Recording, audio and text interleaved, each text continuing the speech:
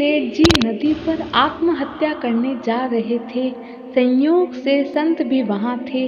संत ने रोककर कारण पूछा तो उसने बताया, व्यापार में हानि हो गई है।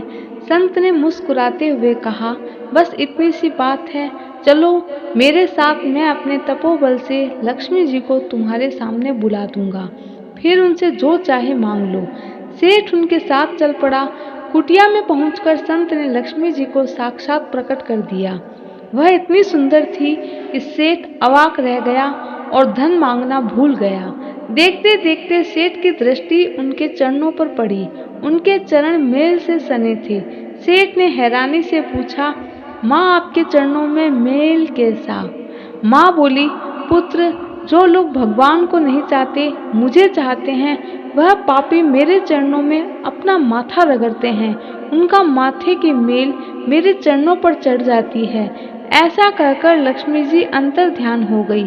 सेठ धन न मांगने की अपनी भूल पर पछताया और संत को एक बार फिर उन्हें बुलाने का आग्रह करने लगा। संत ने लक्ष्मी जी को पुनः बुला लिया। इस बार लक्ष्मी जी के चरण तो चमक रहे थे, पर माथे पर धूल लगी थी। आपके माथे पर मेल कैसा? सेठ ने पूछा। लक्ष्मी जी ने कहा, पुत्र, यह मैल नहीं, यह तो प्रसाद है। जो लोग भगवान को चाहते हैं, मुझे नहीं, उन भक्तों के चरणों में मैं अपना माथा रगड़ती हूँ। उनके चरणों की धूल से मेरा माथा पवित्र हो जाता है। लक्ष्मी जी ऐसा कह के अंतर ध्यान हो गई। सेठ रोते हुए संत के चरणों में गिर गए। संत ने मुस्कुराते हुए कहा, रो मत, मैं फिर से बुला देता हूँ। सेठ ने रोते हुए कहा, नहीं स्वामी जी, यह बात नहीं है। आपने मुझ पर बड़ी कृपा की। मुझे जीवन का सबसे बड़ा पाठ सीखने को मिला। अब मैं धन नहीं चाहता। अब तो मैं अपने बचे हुए जीवन में भगवान का भजन करूंगा। नैतिक जीवन में इच्छा या कामना होना स्वाभाविक है, लेकिन तभी तक जब तक आपकी इच्छाओं पर काबू है।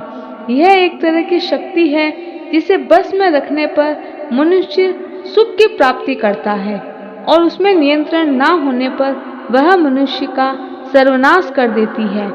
कृपया कहानी को एक बार फिर से पढ़ें और समझें इस जीवन के तथ्य को।